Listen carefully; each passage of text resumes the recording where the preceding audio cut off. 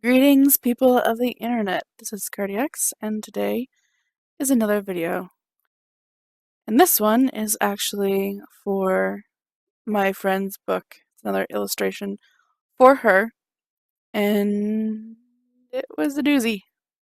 It took quite a while, and it took a lot of time and a bit of stress on my part since the client, quote unquote, doesn't really have a great way to contact her in terms of showing her updates. So I have to send her sister updates on the work in progress and whatnot. And I mean, it's fine. It works. But it it's not as simple as being able to send it directly to her.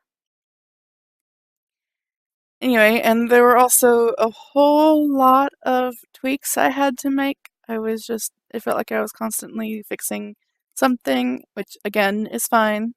I mean, I learn with every little tweak, but that's one of the main reasons why this video is over 27-ish minutes long. It's just a lot, and I have to talk for 25 more minutes. So, you guys can mute me. I won't be mad if you guys just mute me.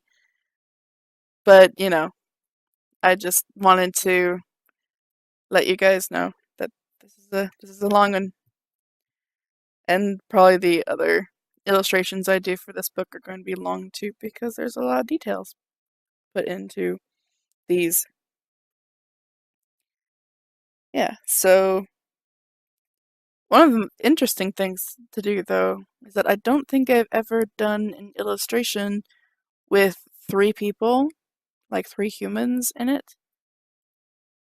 And that actually was surprisingly easy for me. I just kind of winged it. I didn't really think that hard, and I guess my practice in the past has kind of prepared me for that.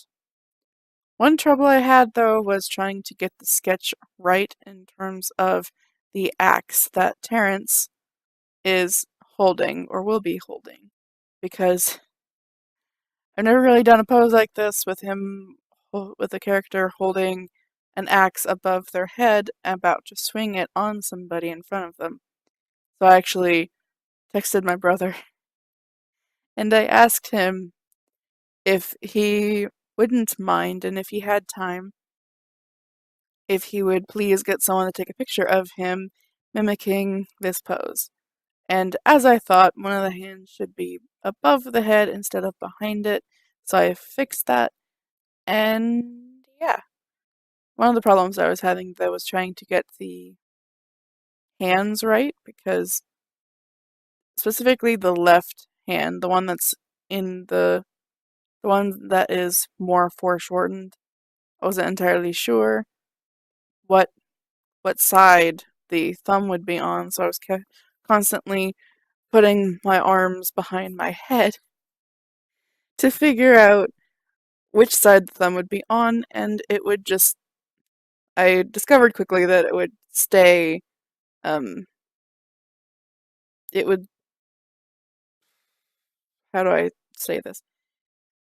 It would just stay, it would like be kind of pointing down, I guess, is the best way to describe it. The thumb would be pointing kind of down in terms of what side of the hand it was on. And, so yes, sometimes, very rarely, I will use my brother for a reference. I will just make him do a pose I want to do, because I know, I have that feeling in my gut that trying to find a decent reference to use online will just be time consuming and not at all worth it. So yeah. Why bother finding a reference when you can make one yourself, right? Okay, so other things I wanted to discuss is references. Nice segue, huh? Yeah. Um, References are very nice, they're very helpful, and they are not at all bad. Unless you don't, unless you like use a reference straight up and it's not yours, then you should credit it. I mean, I've used references without referencing them or crediting them because I only use them very slightly, like just to get the colors right or to get the right shape. Just, you know, I don't like straight up copy. Straight up copy, then heck yeah, credit. Although I'm not entirely sure when things should be credited and when things should not be. But regardless, using references is the best way that you're going to get any good result. Assuming it's something you're not used to drawing. For example, a lot of the things that I drew in this illustration was just kind of winging it. I didn't use many references. I used my brother for the axe, and I used the picture to get the background. Well, a third, I guess, of the background right. The rest of it, I just kind of winged it. And I was only really able to do that because when I'm out and about and just driving and doing things, I'm constantly looking at everything in the distance and everything that I'm passing, and I'm thinking about the colors and the shape and the form and everything that I can possibly think about artistically to figure out how I can mimic it, I guess, later when I'm in my studio, which is essentially just my bedroom. I don't have like an actual studio. It's just a corner of my bedroom. Anyway, so essentially, whenever I'm doing anything, I am always picking apart everything that I see and everything that I experience and figuring out how I can possibly use it to my advantage for the kind of job that I really want, which is illustrating. And hopefully a bit of animation down the road. Essentially just stay in YouTube because working for a big company like Disney kind of scares me. So, there's that. um, so, by the way, the idea for this illustration is a scene in my friend's book, which I kind of already pointed out. And, um, what's supposed to be happening is that Carver, very on the nose kind of name for him, the guy with the dagger, I guess, with the knife, the whatever that is. He is the antagonist in this case, and he is trying to tear apart Becca, essentially the girl with a ponytail on the ground. And of course, Terrence, the one with the axe, doesn't want that to happen, so he is winding up an axe to tear apart Carver before he can tear apart Becca. And I was thinking about doing a kind of blur effect on the axe, but I ended up not doing that just because it felt kind of nice, maybe in a more crisp style. Maybe in the future I'll try it. But for now, it's as it is. I know you can't see how it turns out yet because it's only, well, it's still in the sketching process. Because sketching this out took so long. There's just so many components in these three characters, and even in the after I started adding colors and everything, I was still adding details and things that I'd forgotten or that my friend Ginger, who this is for, had thought of. So it was just a lot. It's just a lot. But you live and you learn. So of course I learned quite a bit through this. For example, I learned about how to render quote unquote armor. And Carver is supposed to be wearing a kind of black breastplate kind of thing, and supposed to be super shiny. I wasn't entirely sure how to go about that, but I gave it a shot, and I think it worked out pretty well.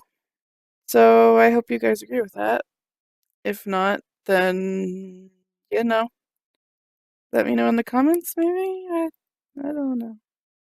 I'm just here.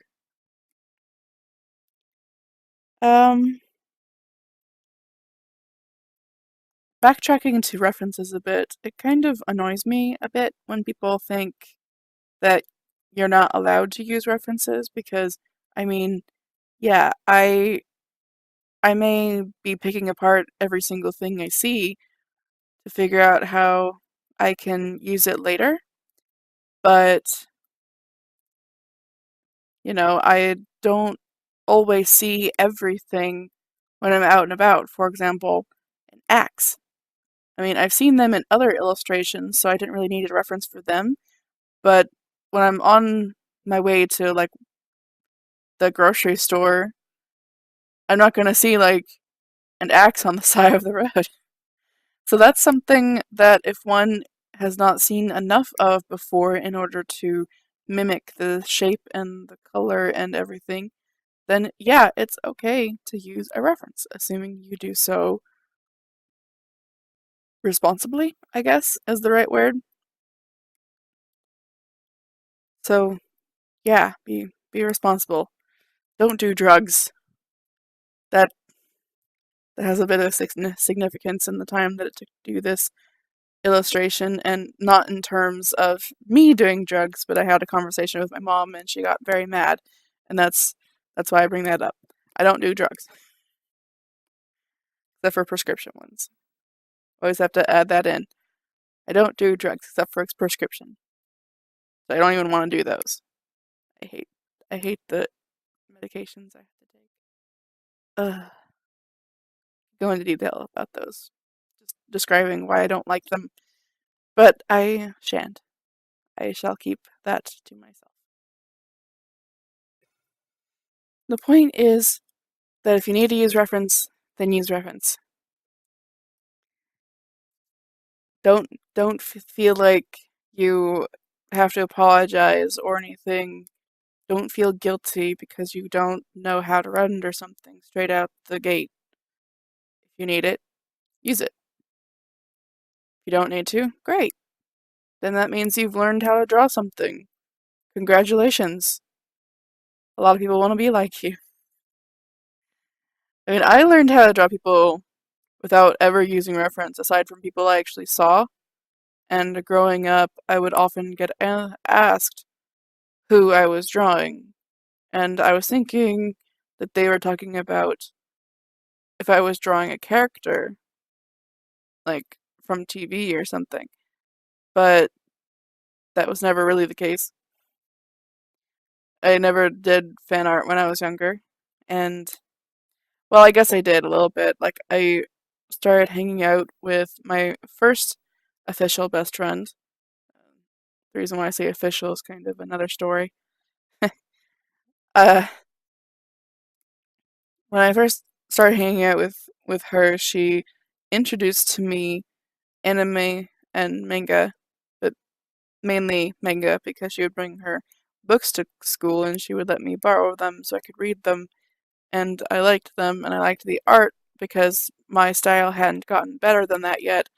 And now it's really hard for me to read a manga or watch an anime for that matter because I'm constantly picking apart their art styles, and if I really don't like the art style, like I can deal with it if it's not my favorite, but if I really really dislike it, it's really hard to actually get into the story. And I hate that, but that's just how I am. Um yeah, I forgot what the point of talking about this was. Something about my best friend. Uh I had to backtrack to remember my point. So I never really did fan art until my friend introduced me to manga because I would use those books that she let me borrow to learn how to draw an anime better, which is terrible because those art styles are not always, but typically very, very stylized. Which is fine, of course, if you really want to learn that kind of style, but I've he- I've heard it before and I agreed with it before it even became a quote, I guess I heard. But essentially, it's best to know how to draw anatomy. You have to know the rules essentially to break them. That's the quote I was looking for. It's best to know the anatomy so you can stylize it. So my style is kind of anatomically correct. I mean, obviously I'm not an expert at anatomy for humans, but I'd say it's a lot more accurate than most, not all, but most anime and manga. In any case, that's how I got my start, which seems to be a common start as far as I've noticed in the art community. So, when I was growing up, people would ask me if I was drawing a character or something. Well, they would ask me who I was drawing, and I thought they were talking about a character, but even when I was using people that I saw in class for reference, I would just be looking at them in a similar way as I do now. I would just be noticing how their clothing was creased, for example. I was noticing how long their arms were as compared to their body. I was noticing um, how hair acted when people, specifically girls, in my class would have different hairstyles. I would notice how their hair was tucked behind their ears and how it went behind a kind of curtain of hair in more straight hair types, at least. And I noticed all of these things and I would use them in my drawings, but I never, well, I remember one occasion when this girl was standing with her back to me in the gym and I drew her like that just because she wasn't really moving that much.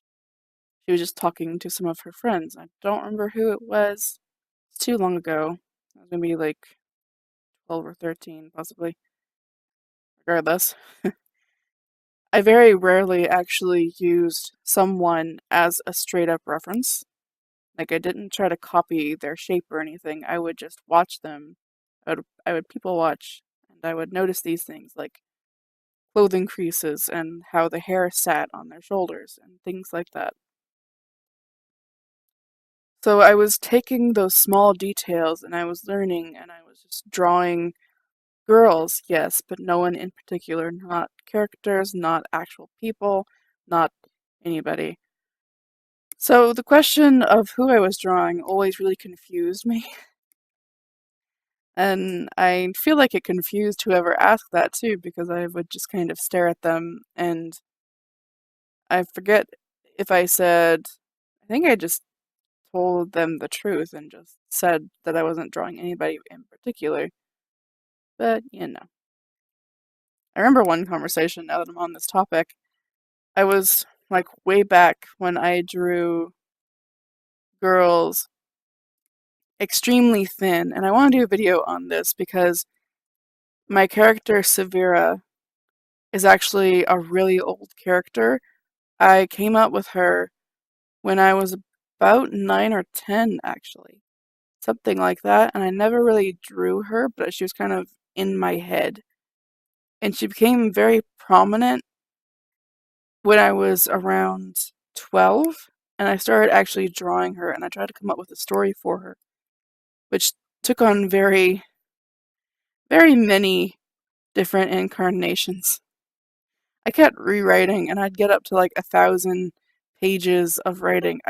That's not even exaggeration. At one point, that story had 1,000 pages, and it was all handwritten. and I swear there was no plot in it. Because I read books a lot, but I never actually broke them down into plot anything, actually. There wasn't any introduction, there wasn't any rising action, there wasn't a climax, there wasn't falling action, and there wasn't a conclusion. It was all just characters talking to each other and things like that. There was, later on, there was a little bit more of a plot going on, but it wasn't really anything polished or very worked out. It was just kind of something really simple, and I have never really finished a book. I've written a whole lot, and I haven't really lately because, well, I could do a whole other video on my theory as to why I stopped writing and why I find it so hard to make myself write now, aside from role playing, which I love to do. Part of it, I think, is because I just don't brainstorm the way I used to. I will eventually fix that, hopefully. Anyway, uh, so I want to do a video on how I used to draw in general, and also how I used to draw Severa, because I've kept everything.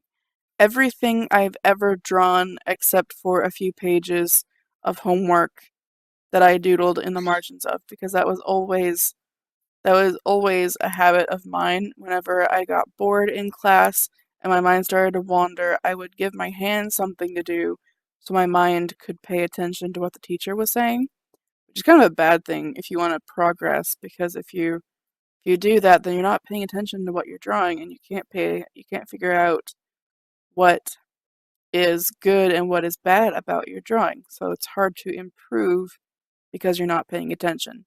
And I hope that makes sense. But I'll probably do a video that's more in-depth on how to practice in order to make progress. The point, though, is that, I forget what I was talking about now. Great. That happens so often. I get on a tangent and then I forget what was before the tangent. Of course. Okay, I remembered. I remember this memory very clearly, and I don't understand how my brain works this way, but some memories will be really clear, and usually the ones that don't matter, and then others will be very vague, and I'll have trouble remembering it. Anyway, I remember when I was about 13, and I was in a little, it's not really a courtyard or anything, it's more like a grassy spot in front of my old high school. Anyway, I was out there with my gym class, and I don't like being outside because I can't control how hot and cold my very sensitive body is. So yeah, I was hiding underneath the weeping willow tree that was there, and I was drawing, and someone came up behind me and they watched me draw for a second, and they pointed out that what I was drawing had a really skinny waist. And that was something I noticed that I was doing because someone pointed it out to me. I kind of vaguely knew that I drew Severa with a super duper stupidly skinny waist, and I was able to realize that, and eventually, because of that, I was able to, I guess, improve or at least evolve my style into fixing something that I didn't entirely like. Because back then, I thought it was okay and that it was kind of part of my style. But it wasn't exactly something I wanted to be part of my style. That probably doesn't make sense. It was like, I liked it, but I also didn't like it. I liked that it could be part of my style, but I also didn't want it to be. Because from a young age, I thought that I wouldn't be good at art if it wasn't realistic. And I'm trying to work through it myself, trying to prove to myself that just because I don't have a realistic style unless I'm copying some kind of reference, that's okay. Some people just like how styles are. I love a lot of artists just because they have really cool styles. It reminds me of an art class I had recently that didn't really teach me a whole lot. And in it, there was a cast iron sculpture of a horse that was very anatomically correct. And then there was an abstract version of a horse that was created out of squares and sticks and triangles. And I'm so used to seeing things as being realistic, which makes them good in my head. But realism is not the only style out there. Abstraction is only one of the types, one of the movements. And I actually really liked the horse made out of triangles and squares and sticks. So when the teacher asked, everyone else in the class actually said that they preferred the realistic cast iron one. I think I was the only one that liked the abstract one. So it kind of brought something to my attention that reminded me that just because it's more realistic doesn't mean it's perfect. Perfection is opinionated, after all, just something I've been saying for years. Perfection, there's no standard for anything that is purely perfect in everyone's eyes. Perfection only exists in the eye of the beholder. So thanks for watching. I hope you guys enjoyed what I talked about, and if not, then I don't know. If you did, then let me know, and I'll try to figure out more topics I can think of in the future and just stop being so rambly. Anyway, thank you very much for watching. I hope you enjoyed this. If you did, then there are links on the screen. And have a nice day. Bye!